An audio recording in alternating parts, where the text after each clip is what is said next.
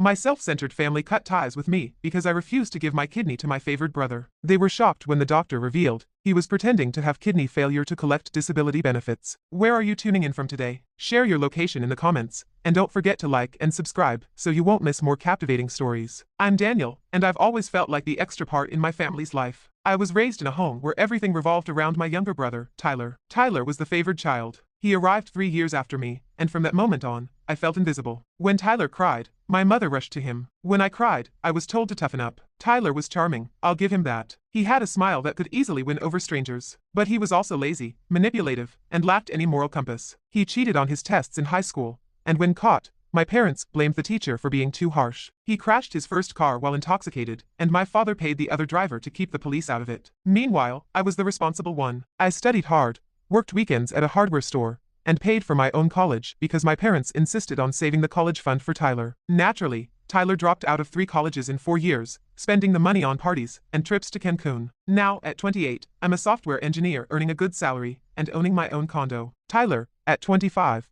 lives in my parents' basement without a job, spending his days playing video games and trying to gain fame on social media, which he calls his career. My parents fully support him, buying his groceries, paying his phone bill, and giving him an allowance. I distanced myself from them years ago. I attend Christmas and Thanksgiving, stay quiet, and leave as early as I can. But 3 months ago, things escalated from annoying to alarming. I received a call from my mother, Linda, who was crying uncontrollably. "Daniel, you need to come over," she sobbed. "It's Tyler. It's serious. He's dying." I felt a chill in my chest. Despite my resentment, I didn't want him to die. I hurried to my parents' house. My dad, Robert, was at the kitchen table with his head in his hands. Tyler lay on the couch, wrapped in a blanket, looking pale. "What's happening?" I asked. "We wanted to tell you gently," Mom sniffled, "but there's no time. Tyler has stage 5 kidney failure. His kidneys are failing. He needs a transplant right away." I looked at Tyler, who weakly coughed. "It's true, bro," he whispered. "My toxins are off the charts. I could go any day." "Stage 5? I asked. "How did this happen?" "You were fine last week." "It's genetic," Mom quickly replied. "Or maybe environmental. It doesn't matter. He needs a kidney. The waiting list is 5 years long. He doesn't have that time." She looked at me expectantly. Dad chimed in. "You have the same blood type. We checked your records. You're both O positive." I took a step back. "Wait, are you asking me to?" "We aren't asking," Mom insisted firmly. "We're telling you you're his brother. You have 2 kidneys. You only need 1. Tyler needs 1 to live." It felt like an ambush.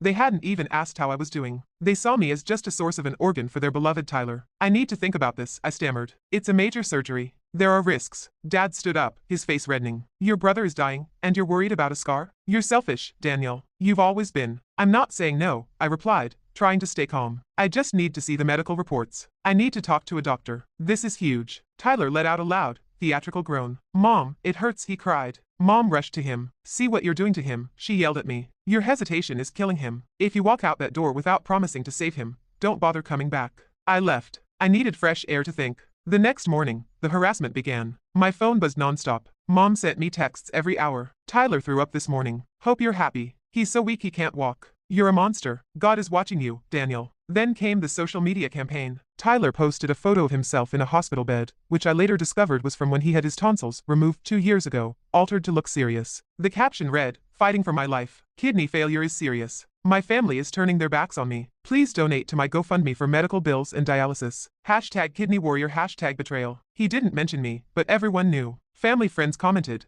tagging me, "Daniel, how could you not help? Save your brother." The GoFundMe raised $20,000 in 3 days. People love a tragedy. I felt guilt. Maybe I was being selfish. If he truly was dying, could I live with myself if I let him go? A week later, I called my parents. "Okay, I'll do it. I'll get tested to see if I'm a match." "Thank God," Mom cried. "I knew you had a heart in that cold chest." But I added, "I want to attend the appointments with him. I need to meet his specialist and understand the procedure." "Fine," Dad said. "His appointment is next Tuesday, at Dr. Evans's clinic." When I arrived at the clinic on Tuesday, it wasn't a hospital, but a private practice in a strip mall. That was my first red flag. Major hospitals handle transplant cases. I met Dr. Evans, an older man who seemed a bit worn out. He didn't seem like a top nephrologist. "Tyler's condition is severe," he said. Tyler slumped in a chair, looking pitiful. "We need to schedule the transplant as soon as a donor is confirmed." "I'm the donor," I said. "I'm ready to do the blood work." "Good," Dr. Evans replied. "We can do the preliminary draw here." I watched Tyler give his blood, but something bothered me. As we left, I saw him wink at the receptionist. In the parking lot, he momentarily forgot his limp before dragging his leg again. Also, he smelled like stale beer and pepperoni. "Aren't you on a renal diet?" I asked. "Low protein, no alcohol." "I am," Tyler snapped. I just used some weird mouthwash. I went home, but suspicion gnawed at me. I started researching kidney failure. The symptoms were specific swelling, confusion, shortness of breath. Tyler had none of that. He just seemed tired. In the clinic, I looked up Dr. Evans. He was a general practitioner, not a nephrologist or surgeon. Why was a GP managing a stage 5 kidney failure case? I decided to do my own investigation. I have a friend, Sarah, who works as a nurse at the main university hospital, the only place that performs kidney transplants in the region. Sarah, I asked over coffee, is Tyler Miller in your system? Does he have a transplant file? She checked for me illegally, which I know is bad but necessary. No, she said. We have no record of a Tyler Miller being evaluated for a transplant. If he needs a kidney, he must be in our system. My blood ran cold. He wasn't on the list. That night, I went back to my parents' house. I need to talk to you, I said. Did you get the results? Mom asked eagerly. Are you a match? I want a second opinion, I replied. What? Dad yelled. Dr. Evans is a family friend. He knows what he's doing. If I'm going to give an organ, I said calmly, I'm doing it at the university hospital. That's where the surgery would happen anyway. I made an appointment for Tyler the next morning with Dr. Patel, the head of nephrology. We don't need another doctor, Tyler shouted, surprising us all with his energy. I'm sick. Just give me the kidney. If you're sick, I said, Dr. Patel will confirm it in 5 minutes. If you refuse to go, I refuse to donate. Period. My parents were furious, yelling and threatening. Dad shouted, if you don't do this, you're not my son. Fine, I replied. I'm not your son, but the offer stands. University Hospital tomorrow, at 9 a.m. If you want the kidney, you show up. I left, not expecting them to come, but their greed was too strong. The next morning, to my surprise, they showed up. Tyler looked anxious, sweating and wearing baggy clothes. My parents looked at me with pure hatred. Let's get this over with so you can stop stalling, Mom hissed. We entered. Dr. Patel was serious and didn't mess around. Tyler Miller, he said, reviewing the chart. You claim to have end-stage renal disease. Do you have your dialysis records? I haven't started dialysis yet, Tyler stuttered. I'm trying to treat it holistically. Dr. Patel raised an eyebrow. Stage 5 without dialysis? You should be comatose or dead. Let's get some labs. STAT. They took Tyler back for blood and urine samples. This time, the nurse stood outside the door to prevent tampering, and they did the blood draw themselves. We waited for an hour in tense silence. My parents held Tyler's hands while I sat alone across from them. Finally, Dr. Patel called us in, holding a clipboard with a confused expression. Is he okay? Mom cried. Does he need surgery today? Dr. Patel looked at her, then at Tyler. Mrs. Miller, he said, your son's kidneys are functioning at 100%. In fact, his filtration rate is better than mine. The room froze. What? Dad asked. That's impossible. Dr. Evans said. I don't know who Dr. Evans is, Dr. Patel interrupted.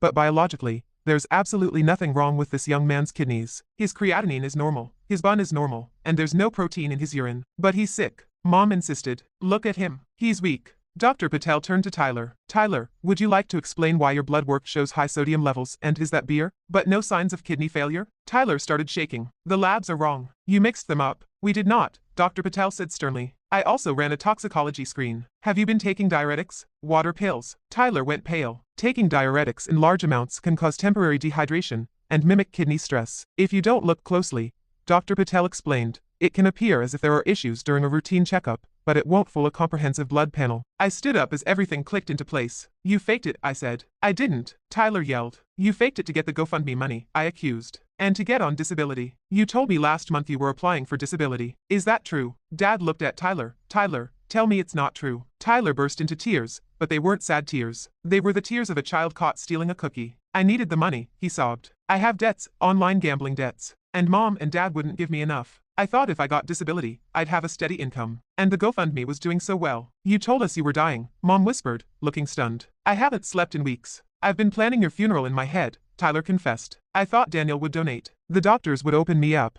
see that the kidney was fine, and just close me back up. But I'd still get the sympathy money. You idiot, Dr. Patel said, breaking his professional demeanor. If we opened you up and replaced a healthy kidney, you could have died. Surgery isn't a joke. And you wanted me to undergo major surgery for a prank? I shouted. You wanted to cut me open for your gambling debts? Tyler looked down. You have insurance, Daniel. It wouldn't have cost you anything. I looked at my parents, who were frozen, staring at their golden child, as if he were an alien. You disowned me, I said. You kicked me out of the family. You told everyone I was a monster. For him, Dad stammered. Daniel, wait. We didn't know. We were tricked. You were tricked because you wanted to believe him, I replied. You've enabled him his entire life. This is your monster. You made him. We can fix this. Mom reached for my arm. We can give the money back. We can tell people it was a misdiagnosis. No, I said, pulling away. You can't fix this. I turned to Dr. Patel. Doctor, since he admitted to fraud regarding the GoFundMe and disability, Are you obligated to report this? Dr. Patel nodded. Yes, this is insurance fraud and attempted disability fraud. I will be filing a report. Tyler began to wail. Mom, do something. Don't let them arrest me. I'm leaving, I said.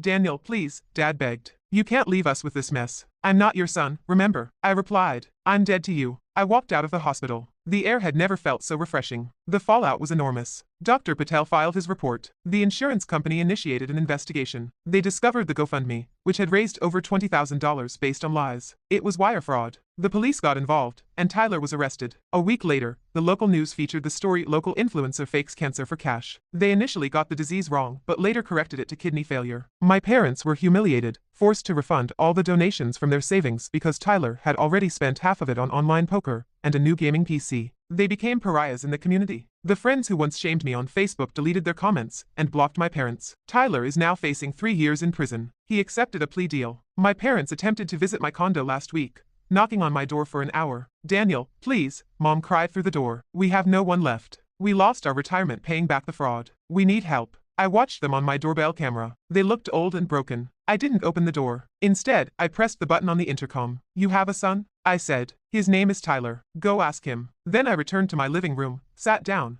and enjoyed a glass of water. It was crisp, clean, and refreshing just like my kidneys.